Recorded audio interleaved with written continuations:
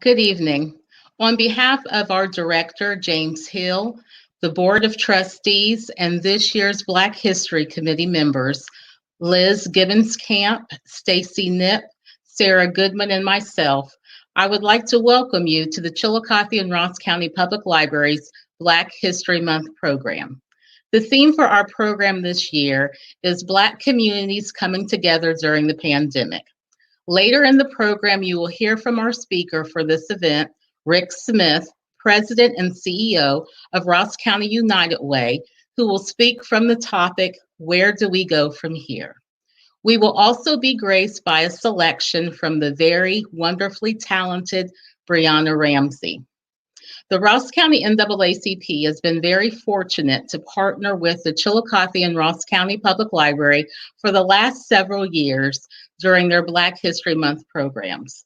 We look forward to this particular program every year because it brings together so many people from across our city and county, including but not limited to Mayor Luke Feeney, Tamara Lowe, Fair Housing and CEO officer, county officials, pastors, and local church members, Ionic Lodge number 6 and OES members, and members of the Ross County NAACP, just to name a few.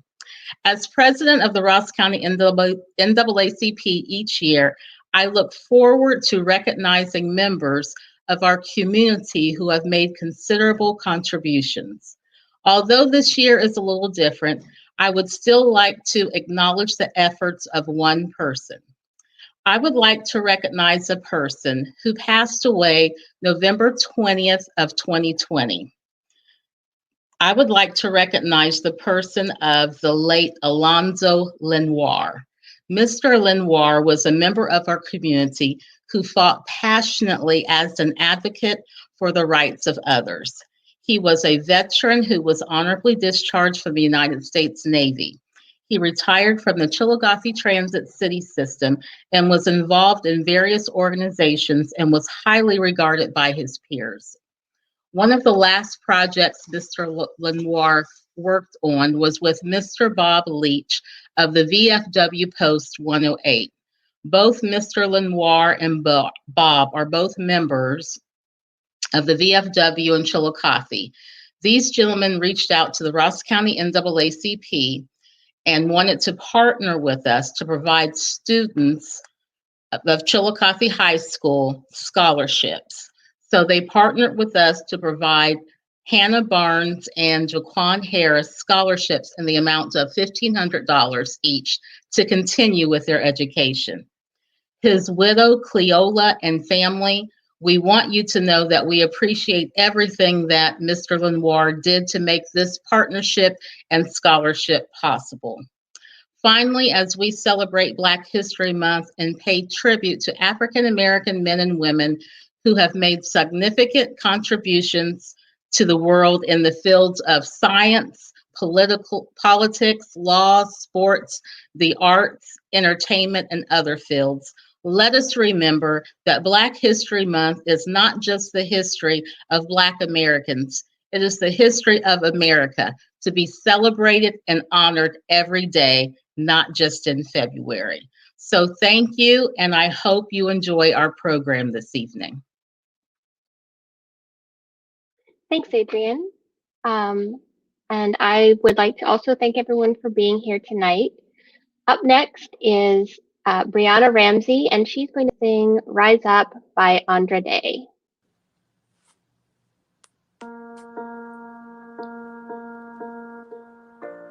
You're broken down and tired of living life on a merry-go-round, and you can find the fighter, but I see it in you, so we gon' walk it out. Move mountains, we gon' walk it out. Move mountains, and I'll rise like the day. I'll rise up, I'll rise unafraid. I'll rise up, and I'll do it 1,000 times again. I'll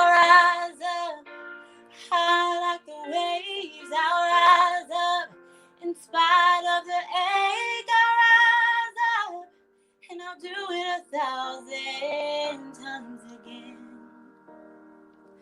For you, for you, for you, for you. When the silence isn't quiet, and it feels like it's getting hard to breathe, and I know you feel like dying, but I promise we'll take the world to its feet. Move mountains, bring it to its feet. Move mountains. And I'll rise up, I'll rise like the day, I'll rise up, I'll rise unafraid, I'll rise up, and I'll do it 1,000 times again. For you, for you, for you, for you. All we need is hope. Now we have each other. And for that we have each other. We will rise, we will rise, we'll rise. Oh, we'll rise. And I'll rise up, rise like the day. I'll rise up, in spite of the ache. I'll rise up, and I'll do it 1,000 times again. And we'll rise up, we'll rise like the waves. We'll rise up, in spite of the ache. We'll rise up, and we'll do it 1,000 times again. For you, for you, for you, for you.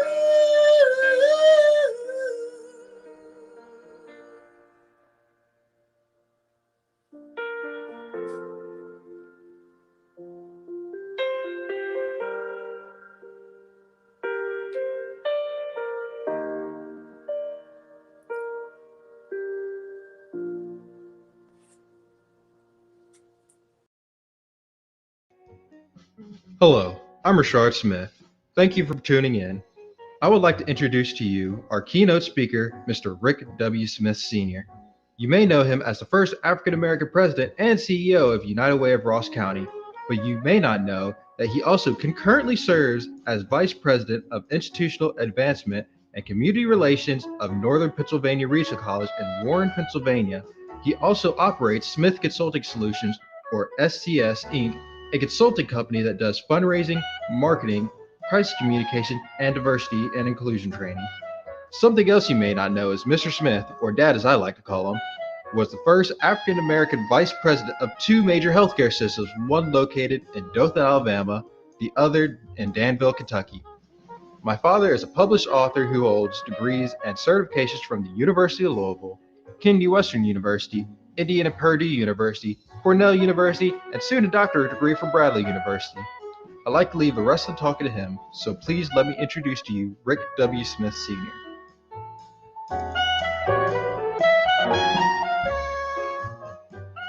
Wow, thank you, Rashard. Put the pressure on me.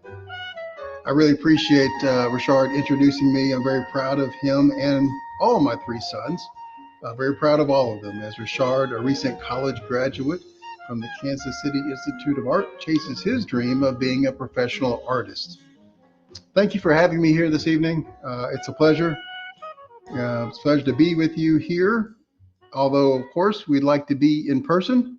Through faith, we'll be able to meet again in person soon. But for right now, I'm glad that we can at least come together in this virtual delivery system and still connect.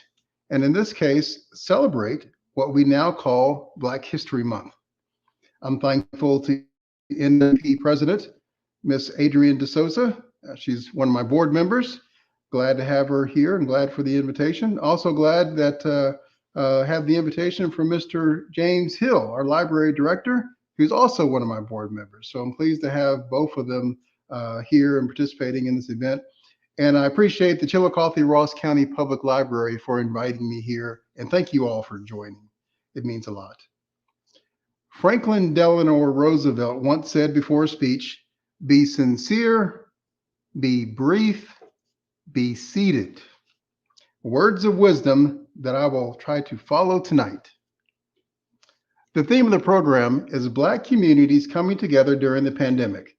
The pandemic has become a household word right now.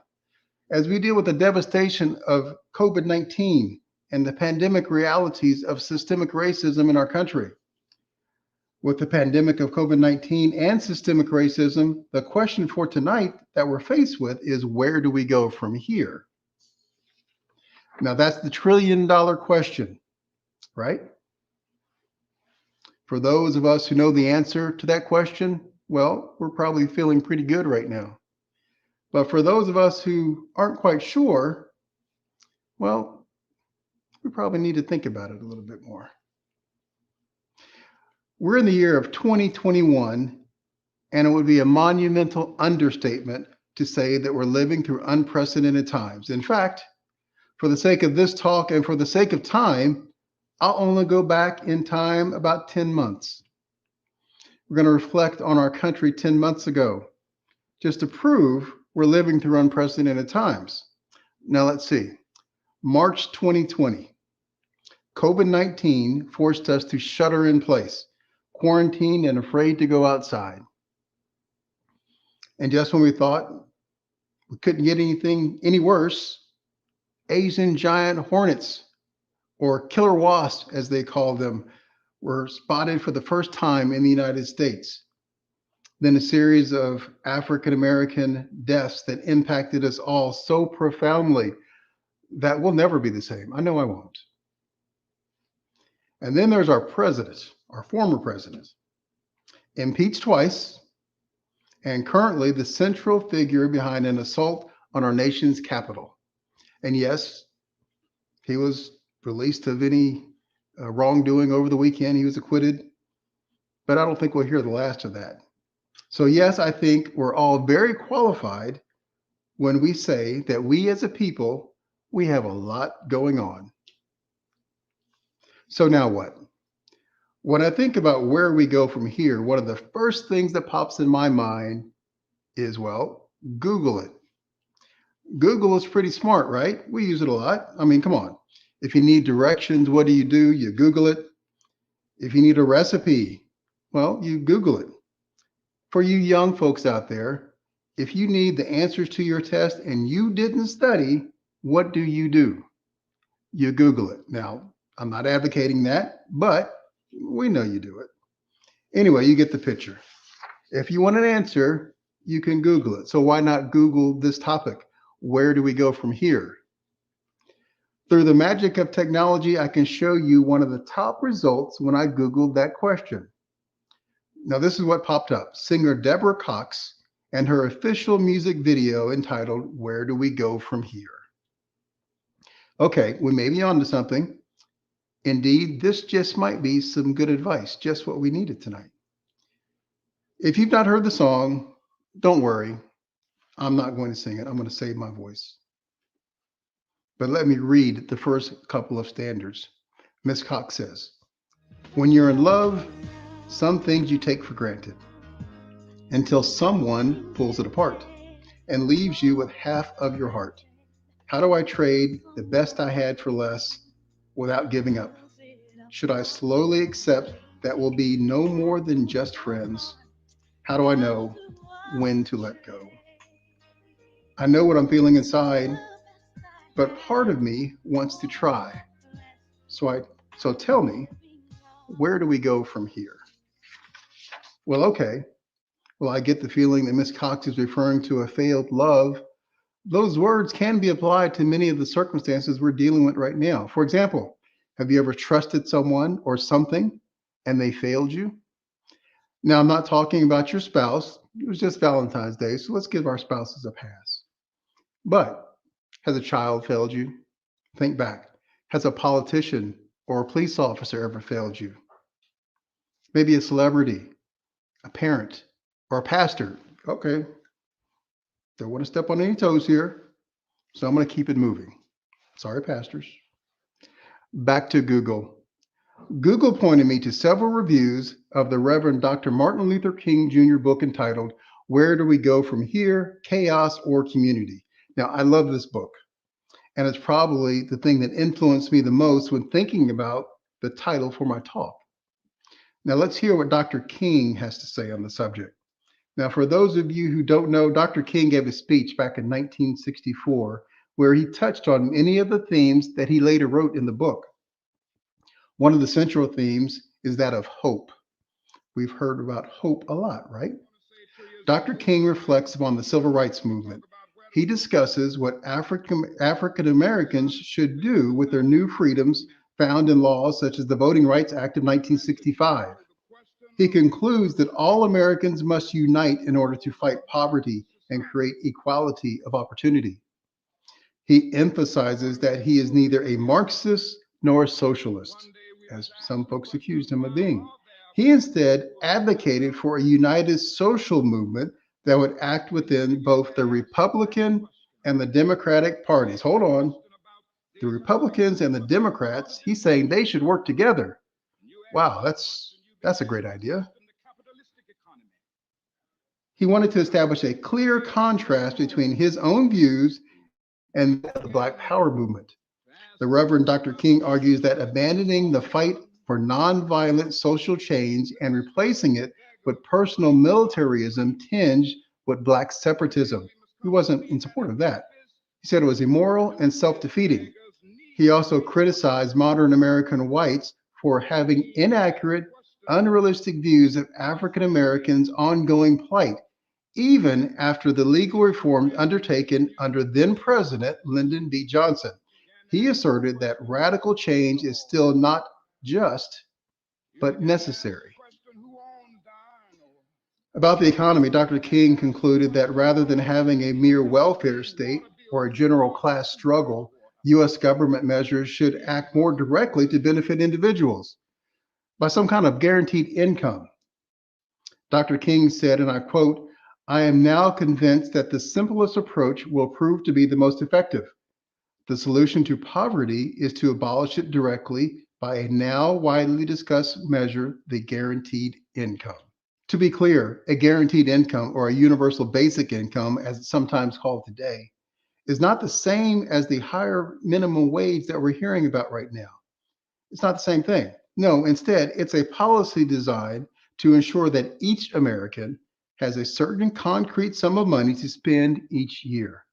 It equates to giving every adult a tax credit that would essentially become a cash payment for families that don't pay much tax. All this seems like great advice given by Dr. King in 1964. Now that's important. I'm 54 years old. I was born in 1966. There's 2 years after. Dr. King told us this in 1964. However, today, we're still dealing with many of the same issues that our mothers and fathers faced, and their mothers and fathers faced before them, and for some of us, their mothers and fathers before them. Now, let that sink in. Basically, what I'm saying is it wasn't that long ago, folks. We're dealing with the same stuff that we were dealing with back in the 40s, 50s, 60s, and 70s, and 80s, and 90s. The same stuff. We're in the same place. Now, yes, we've made some advances, especially when it comes to race relations. Yes, we have. We've made progress, but in many aspects, we're still a long way away from where we need to be. I would say in most aspects. You'd be amazed at the number of people who don't realize that slavery was abolished in this country just 156 years ago. My grandfather was born in 1899, Lawrence Smith. Just 34 years after the ratification of the 13th Amendment, my grandfather was born. When I speak to my own children, they're amazed that my grandfather was almost born into slavery and that my great grandparents were, in fact, slaves. The atrocity of hate doesn't run far in our country.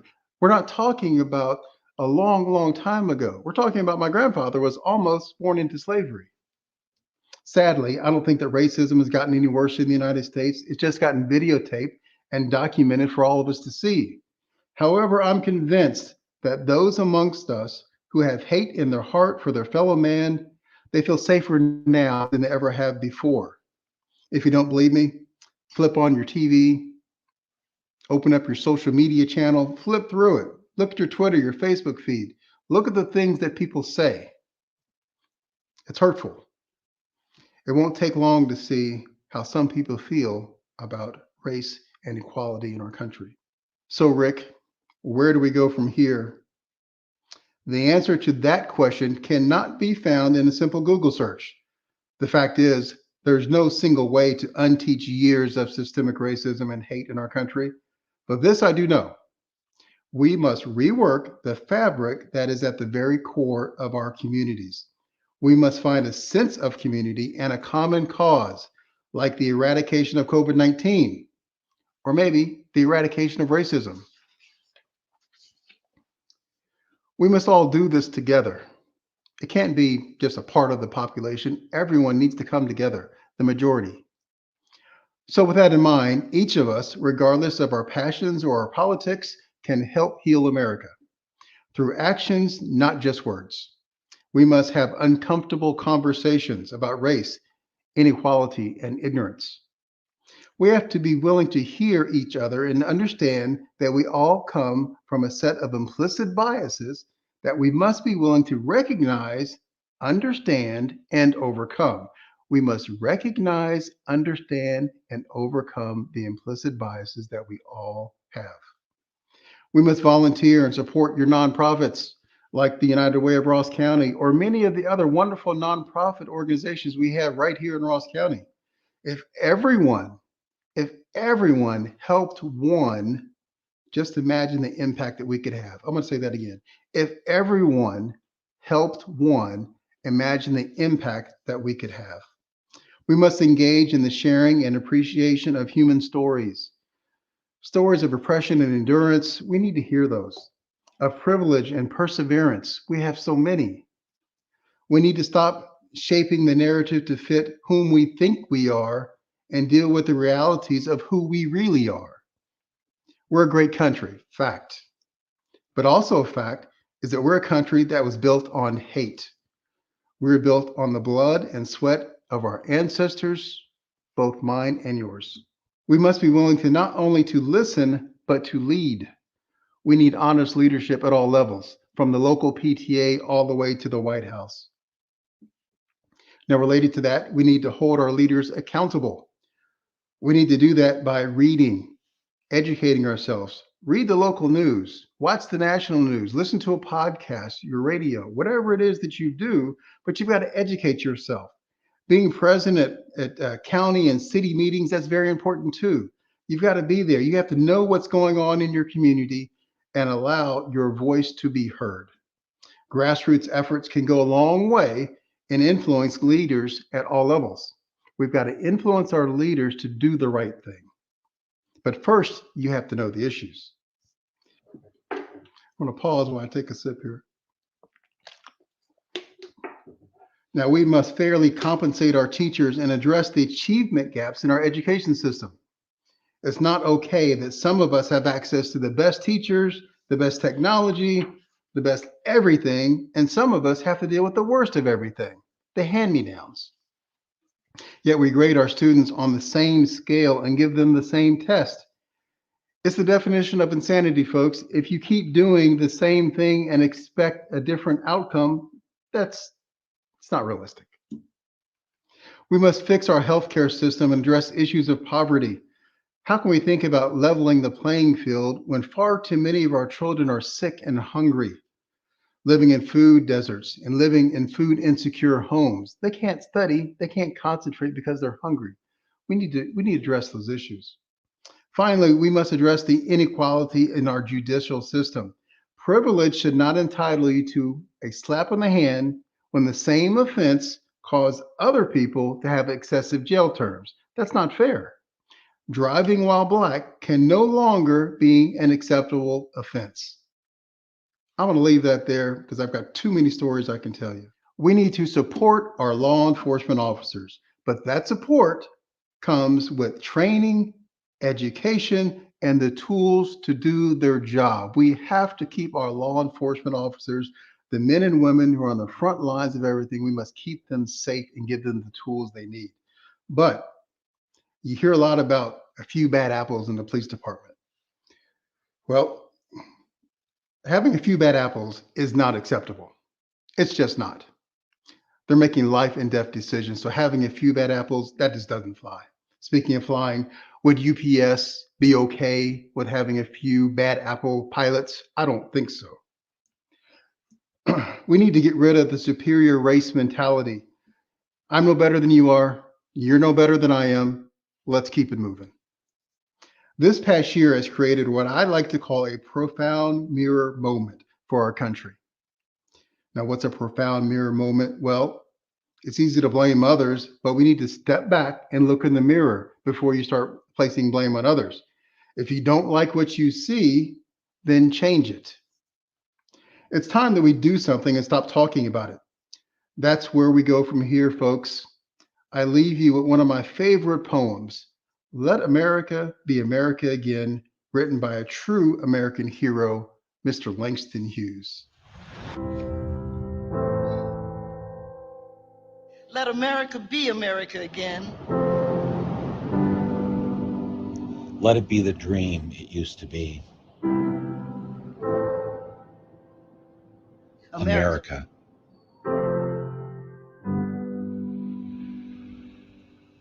Never was America to me.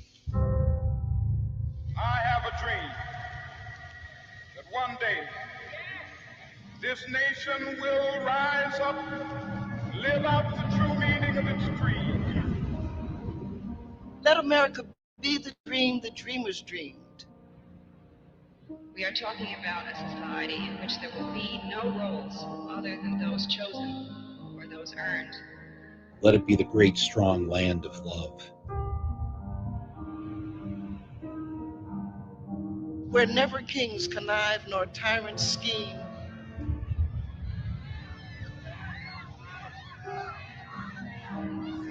That any man be crushed by one above.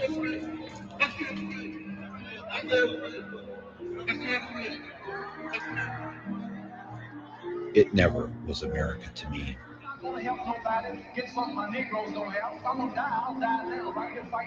Oh, let my land be a land where liberty is crowned with no false patriotic wreath. You cannot oppress the people who are not afraid anymore.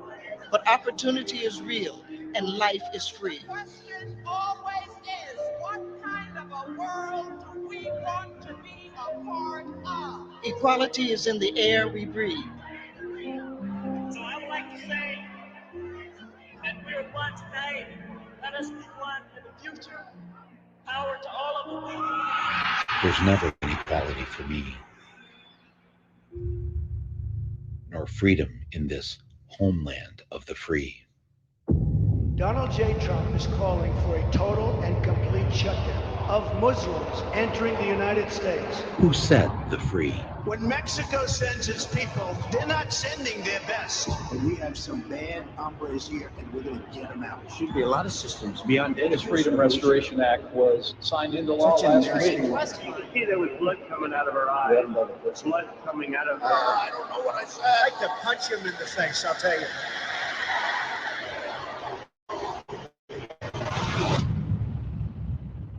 Here's a brief summary of my executive orders. New vetting to keep terrorists out of the United States, a border wall, and a great rebuilding of the armed services of the United States. For all the dreams we've dreamed and all the hopes we've held, The millions who have nothing for our pay except the dream. that's almost dead Today. We know the battle ahead will be long. always remember that no matter what obstacles stand in our way, nothing can stand in the way of the power of millions of voices calling for change. We are always going to fight for this country. We will not stand for this. Yes, we can. Out of the wreck and ruin of our gangster death, The rape and rot of graft and stealth and lies. we the people must redeem. The land, the mines, the plants, the rivers, the mountains, and the endless plain, all the stretch of these great green states, and make America again. Thank you all, and good night.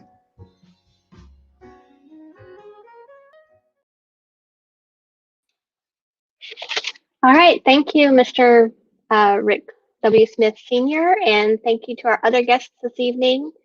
I did want to mention really quickly here, Rashard Smith, who introduced his dad. He's a library staff person, and he's also an artist who's going to be participating in the Black History Month art show tomorrow evening that's put on by the NAACP and Paper City Coffee. It's taking place at Paper City Coffee tomorrow, Friday, February 19th, from 4 to 7 p.m., weather permitting.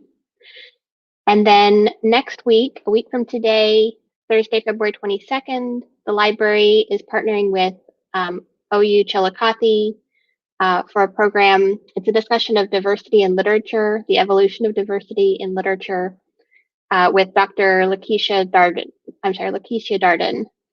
That's going to be, again, Thursday, February 22nd at 3:30 p.m. And you can see that on our Facebook page or on our YouTube page. So thanks again for joining us, and have a good evening.